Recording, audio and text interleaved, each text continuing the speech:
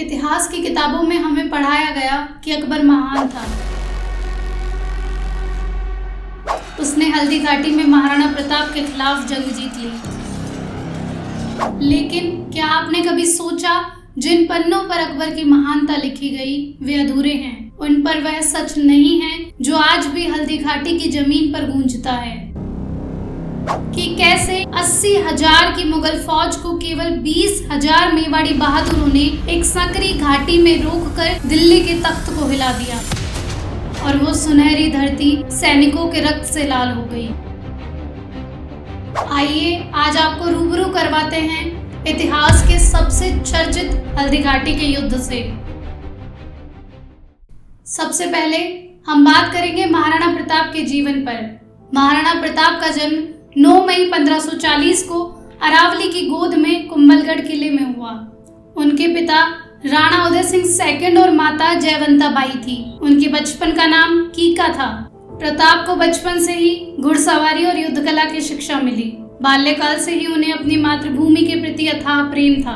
अपने पिता की मृत्यु के बाद मेवाड़ की प्रजा और सामंतों की सहायता से 1572 में वे राजा बने। मेवाड़ की प्रजा ने स्वयं कहा, हमारा राजा सिर्फ प्रताप है। यह घटना गोगुंदा की घाटियों के बीच हुई और सादगी से वहीं प्रताप का राज्याभिषेक भी हुआ। लेकिन राज्याभिषेक के बाद महाराणा के सामने कई चुनौतियां थी। चित्तौड़ पहले से ही अकबर के कब्जे में था। उनके राजकोष खाली थे और प्रजा भयभीत थी। प्रताप के पास भले ही राजकोष नहीं था, लेकिन साहस अपार था। अभी भी मेवाड़ पर उनका अपना अधिकार था और अकबर जानता था कि जब तक मेवाड़ नहीं झुकता, भारत का ताज अधूरा है। इसलिए उसने प्रताप के पास अपने दूत भिजवाए ताकि प्रताप संधि कर ले। पहला दूत भेजा जलाल खान कुरैशी को।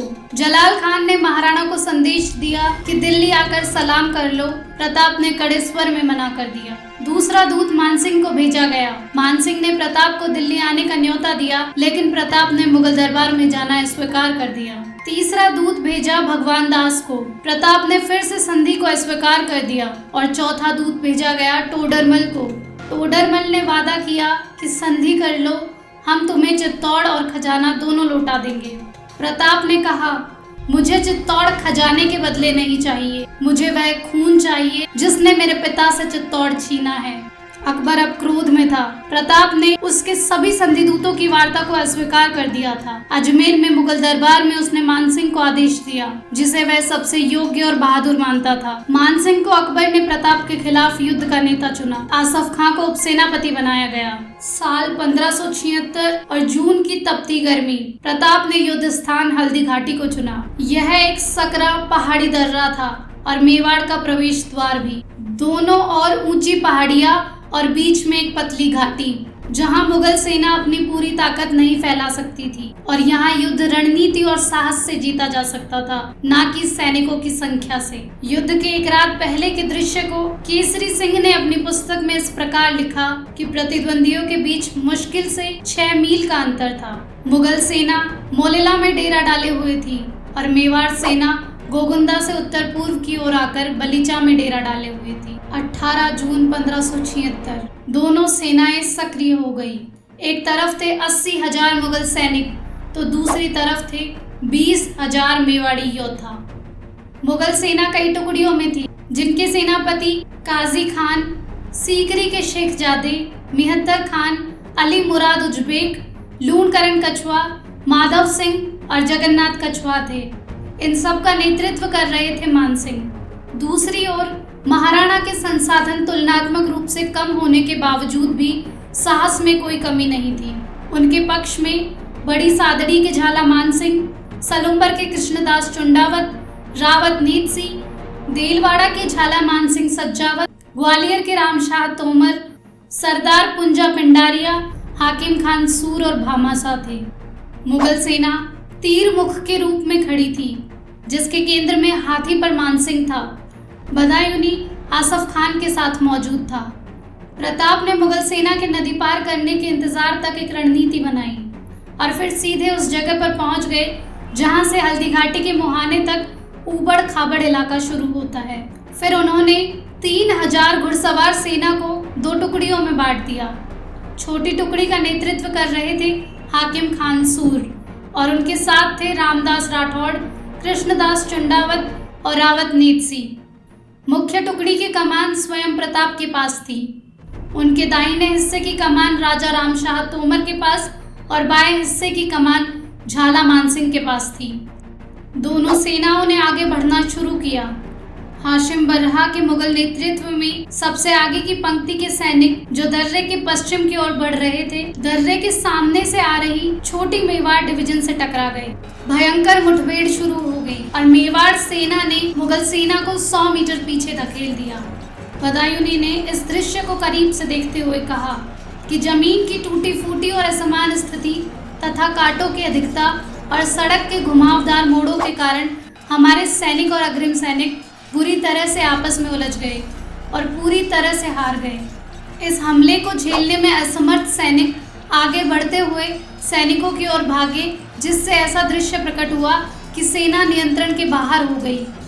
मानसिंह यह देखकर असहाय हो रहा था।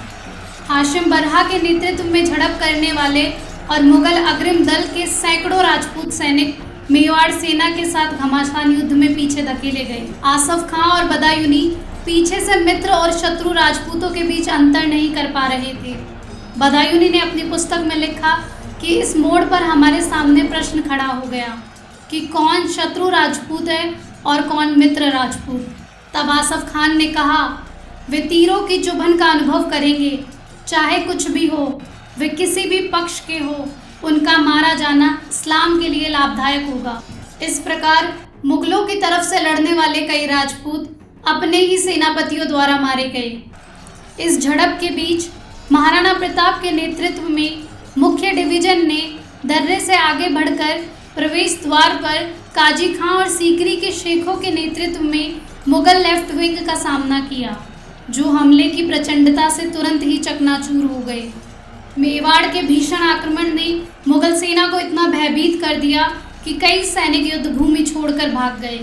अब युद्ध पहाड़ी इलाकों से कुछ 100 मीटर पीछे हटकर खमनौर के आसपास के मैदानों में पहुंच गया, जिसे तब से रक्तताल कहा जाने लगा। अब लड़ाई पूरी गंभीरता से होने लगी। अबुल फजल के शब्दों में, जान की कीमत कम थी, सम्मान की ज़्यादा। मेवाड़ सेना ने पूरी तरह मुगल सेना को अस्त व्यस्त कर दिया।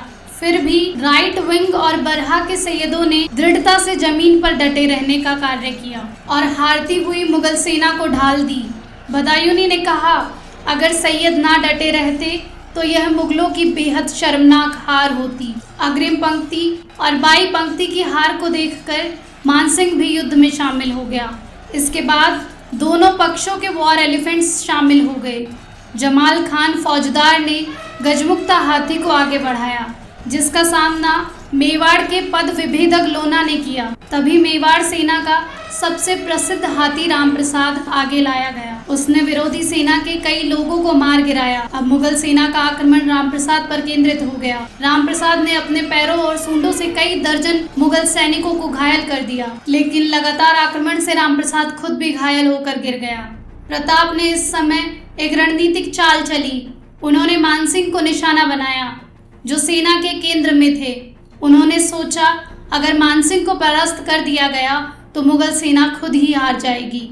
वे भीषण युद्ध करती सेना के बीच अपने घोड़े चेतक पर सवार होकर भयंकर गति से आगे बढ़ गए। चेतक ऐसे दौड़ रहा था जैसे अपने साथ सब कुछ बहा ले गया हो। चेतक ने एक छलांग मानसिंह के हाथी की सूंड पर लगाई और प्रताप ने पूरे वेग से भाला फेंका। मानसिंह नीचे झुक गया और भाले से महावत की मृत्यु हो गई। लेकिन इसी बीच एक दर्दनाक घटना घटित हुई। मानसिंह के हाथी की सूंड में धारदार खंजर लगे थे, जिससे चेतक के अगले पैरों में भयानक घाव हो गए। अब प्रताप मुगल सेना के केंद्र में आ गए। मुगल सैनिक उन्हें राजचिन्हों से पहचान गए और उन पर एक साथ वार करने लगे। यहाँ राजा रामशाह तोमर ने मेवाड़ के प्रति अपनी कृतज्ञता का ऋण चुकाया। उन्होंने राणा को सामने से आते लगातार हमलों से बचाया और अपने प्राणों की आहुति दे दी। अब यहाँ पर युद्ध में एक टर्निंग पॉइंट आता है। मेहतर खान ने अचानक खबर फैला दी कि अकबर बहुत बड़ी सेना लेकर खुद युद्ध करने आ रहा है। यह सुन मुगल सेना का मनोबल बढ़ गया और वे निश्चिंत हो तेजी से हमला करने लगे। इस लगातार हमले के बीच प्रताप घायल हो गए। और यहाँ पर झाला मानसिंह अपनी वीरता का परिचय देते हैं।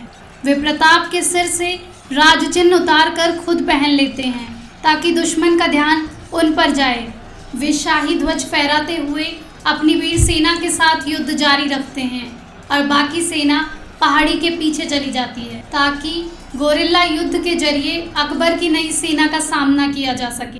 चेतक घायल अवस्था में होने के बावजूद भी घायल प्रताप को लेकर एक बड़े और भारी नाले को पूरी गति के साथ पार कर जाता है और दूसरी तरफ जाकर गिर पड़ता है। प्रताप घुटने के बल बैठकर चेतक के सिर को गोद में रख लेते हैं। चेतक उनकी गोद में अंतिम सांस लेता है। महाराणा के प्रति चेतक ने जो स्वामी भक्ति दिखाई वो इतिहास में अमर हो गई। आज भी चेतक का नाम हर भारतीय सम्मान से लेता है। युद्ध भूमि के बाहर प्रताप ने बहुत देर तक अपने ध्वज को निहारा। झाला मानसिंह बहादुरी से दुश्मनों को खदेड़ रहे थे और विजय के लिए प्रहार कर रहे थे। वे अंतिम सांस तक युद्ध करते हुए वीर गति को प्राप्त हो गए। मुगल सेना प्रताप की सेना की मार से हताहत हो गई थी। उन्होंने सुना था कि प्रताप पहाड़ियों से हमला करने में समर्थ है। इसी डर के कारण मुगल सेना आगे जाकर प्रताप का पीछा करने से घबरा गई। अकबर की चेतावनी थी कि उन्हें प्रताप चाहिए, जिंदा या मृत शरीर, लेकिन मुगलों का उद्देश्य पूरा नहीं हो पाया। अकबर इस युद्ध के बाद इतना नाराज था कि कई दिन तक उसने आसफ खां और मानसिंह को दरबार से निर्वासित रखा। हल्दी घाटी का यह युद्ध अनिर्णायक रहा। ना तो मुगल जीत पाए और ना ही प्रताप हारे। यह युद्ध महाराणा प्रताप और अकबर के बीच संघर्ष की शुरुआत मात्र था। इसने आगे चलकर दिवेर जैसे बड़े युद्ध की पृष्ठभूमि तैयार कर दी। इस युद्ध के बाद भी प्रताप ने गोरिल्ला युद्ध जारी रखा। वे मुगलों के हाथ कभी नहीं लगे। उनके पास सेना और संसाधनों की कमी थी, लेकिन उनकी रणनीति जबरदस्त थी। उन्होंने अपनी बची सेना के साथ अरावली की पहाड़ियों के पीछे जंग जारी रखी। उन्होंने अपना आवास जंगल में बना लिया। जेम्स टॉड ने हल्दी घाटी को मेवाड़ की थर्मोपोलिस कहा और डिवेयर ने इसे मैराथन कहा। प्रसिद्ध इतिहासकार अब्राहम एराली के शब्दों में मेवाड़ियों को अपने अधीन करने का प्रयास हवा को बांधने की कोशिश करना था। हल्दी घाटी का युद्ध अनिर्णायक होने के बावजूद भी इसने मेवाड़ के बच्चे बच्चे में स्वतंत्रता की ललक भर दी।